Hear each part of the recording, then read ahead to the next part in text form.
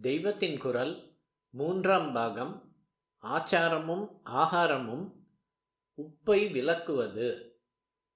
எதெது அவசியம் என்று இருக்கின்றனவோ அவற்றையே ஒவ்வொரு சமயத்தில் தள்ள வேண்டியதாய் இருக்கிறது.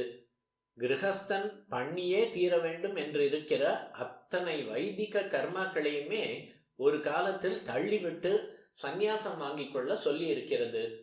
ஜீவிப்பதற்கு அவசியமான ஆகாரத்தை மந்திரபூர்வமாக புஜிப்பதற்கு வழி சொன்ன சாஸ்திரங்களே ஆகாரத்தை தள்ளிவிட்டு உபவாசம் இருக்க வேண்டிய காலங்களையும் சொல்லி இருக்கிறது. முழுக்க ஆகாரத்தை தள்ளாவிட்டாலும் அதில் இன்னின்ன காலத்தில் இன்னின்ன பதார்த்தங்களை தள்ள வேண்டும் என்று அநேக விதிகளை சொல்லுகிறது. அதில் சில சொன்னேன். இதில் அலவணம் என்று ஒன்று. சாப்பாட்டில் உப்பு சேர்த்து கொள்ளக்கூடாது என்பதே அலவணம். உப்பில்லா பண்டம் குப்பையிலே என்று ஒரு பக்கம் சொல்லிவிட்டு சில காலத்தில் உப்பு கூடாது என்றும் வைத்திருக்கிறது.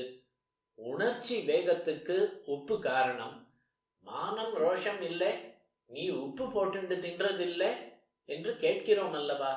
ரொம்பவும் ஆத்ம மார்க்கத்தில் போகும் போது இந்த மானம் ரோஷம் மற்ற உணர்ச்சி வேகம் எல்லாம் போகத்தான் வேண்டும். அதனால் சந்நியாசி முதலியவர்கள் அலவணமாக சாப்பிட வேண்டும்.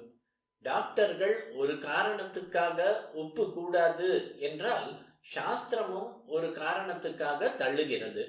வருண ஜபம் முதலான வேத மந்திர ஜபங்களின் போது ஜபிக்கிறவர்கள் உப்பு சேர்த்து கொண்டால் நிச்சயமாக பலன் கிடைக்காமல் இருப்பதையும், அதுவே அவர்கள் அலவணமாயிருந்தால் மழை பெய்கிறதையும் இந்த காலத்தில் நிதர்சனமாக பார்க்கலாம். முருகன் சம்பந்தப்பட்ட செவ்வாய்க்கிழமை, ஷஷ்டி, கிருத்திகை முதலானவற்றில் குறிப்பாக அலவண நியமம் அனுஷ்டிக்கப்படுகிறது. பதார்த்த சுத்தியில் ஜெனரலாக இருப்பதை தவிர குறிப்பிட்ட காலங்களில் மட்டும் குறிப்பிட்ட பதார்த்தங்கள் விலக்கப்பட்டிருக்கின்றன என்பதற்கு இதெல்லாம் திருஷ்டாந்தம்.